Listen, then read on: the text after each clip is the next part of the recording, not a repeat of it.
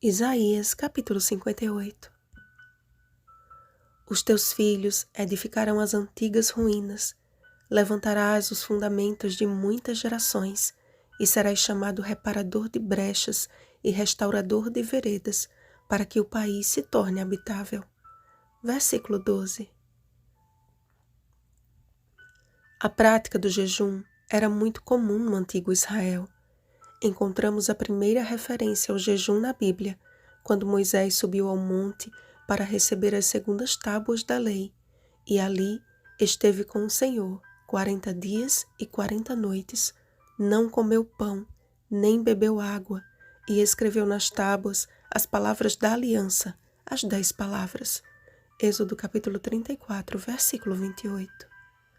O primeiro jejum bíblico, portanto, estava intimamente relacionado com os mandamentos de Deus e antecedeu o momento em que a pele do rosto de Moisés resplandecia depois de haver falado com Deus, de forma que pôs um véu sobre o rosto. Êxodo capítulo 34, versículos 29 e 33. Uma experiência marcante que assinalou o recomeço de um povo chamado para iluminar o mundo com a glória do Senhor. Também encontramos outra experiência marcante sobre o jejum, quando o profeta Elias fugiu da ira de Jezabel e, após ser alimentado com a água e o pão do céu, com a força daquela comida, caminhou 40 dias e 40 noites até Horebe, o monte de Deus.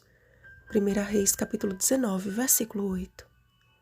O próprio Jesus experimentou o jejum quando foi levado pelo Espírito ao deserto para ser tentado pelo diabo, onde jejuou 40 dias e 40 noites. Mateus capítulo 4, versículos 1 e 2. Há 3 semelhanças especiais nestes 3 jejuns que gostaria de destacar. Primeira, todos estavam no deserto. Segunda, todos jejuaram durante 40 dias e 40 noites. E terceira, todos subiram em um monte. A abstinência no comer e no beber, porém, não é um fim em si mesma.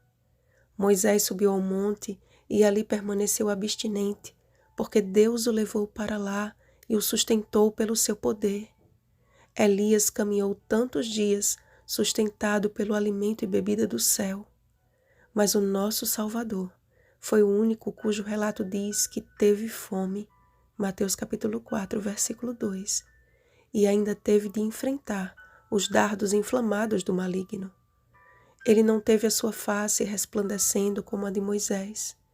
Ele não ouviu a voz de Deus como Elias ouviu na caverna, mas sustentado pelo trio espiritual da fé, jejum, oração e a palavra de Deus, o deixou o diabo, e eis que vieram anjos e o serviram.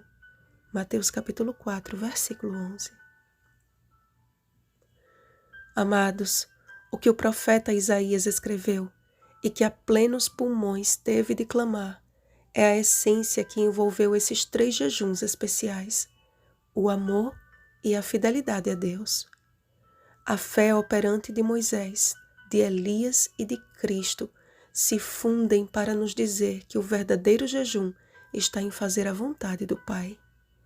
Não foi sem razão que na transfiguração de Jesus, em um alto monte, apareceram Moisés e Elias falando com ele. Mateus capítulo 17, versículo 3. O jejum não é um botão que acionamos para que os nossos desejos sejam realizados, e nem tampouco um instrumento de penitência.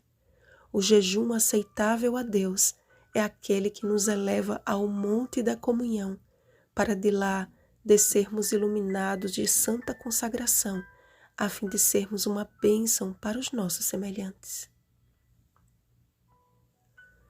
Moisés foi usado por Deus para lembrar o povo dos mandamentos que haviam esquecido, inclusive o mandamento do sábado. Considerai que o Senhor vos deu o sábado. Êxodo capítulo 16, versículo 29. Elias restaurou o altar do Senhor, que estava em ruínas. 1 Reis capítulo 18, versículo 30. Jesus declarou e viveu estas palavras. Não penseis que vim revogar a lei ou os profetas. Não vim para revogar, vim para cumprir. Mateus capítulo 5, versículo 17. O capítulo de hoje é um clamor para que possamos viver esta real experiência com Deus e, por meio dela, nossos filhos façam parte da geração que edificará as antigas ruínas. Um clamor para que vivamos o Evangelho prático, que mesmo seja o deserto o último lugar de nossa existência ou a experiência de alguns dias, confiemos de que, se perseverarmos, o Senhor converterá o deserto em um jardim regado e um manancial cujas águas jamais faltam. Quer receber a força do alto para superar os desertos de sua vida? Então suba ao monte da comunhão e desça de lá para ser uma bênção. Uma vida consagrada a Deus e ao próximo, eis o verdadeiro jejum. E não há dia mais oportuno para isso do que o sábado, pois é lícito no sábado fazer o bem. Lucas capítulo 6, versículo 9.